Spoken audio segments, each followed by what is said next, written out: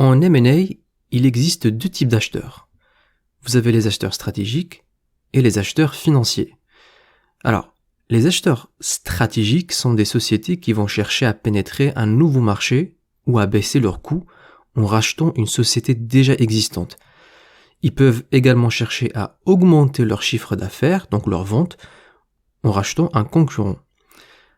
Généralement, leur motivation est plutôt stratégique que financière, ce qui signifie que la valeur d'une acquisition stratégique provient principalement des synergies. Et il y a deux types de synergies. Vous avez les synergies opérationnelles qui augmentent les ventes après la transaction, et vous avez les synergies financières qui réduisent les coûts d'exploitation après la transaction.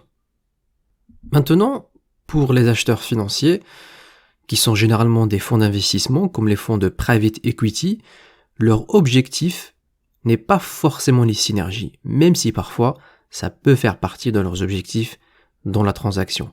Mais l'objectif numéro 1, c'est plutôt le rendement maximal sur les fonds investis dans la transaction. Et pour y parvenir, ils vont essayer de miser le minimum possible de fonds propres sur la table et le maximum possible de dettes. Si après 4 ou 6 ans, ils réussissent à rembourser la totalité des emprunts qui ont contribué à racheter la cible, alors pour eux, la transaction est un succès, peu importe s'il y a eu des synergies ou pas. Donc, nous dans ce cours, on va plutôt s'intéresser aux acheteurs stratégiques et on va essayer de comprendre comment ils abordent ces types d'opérations et comment ils évaluent leur potentiel.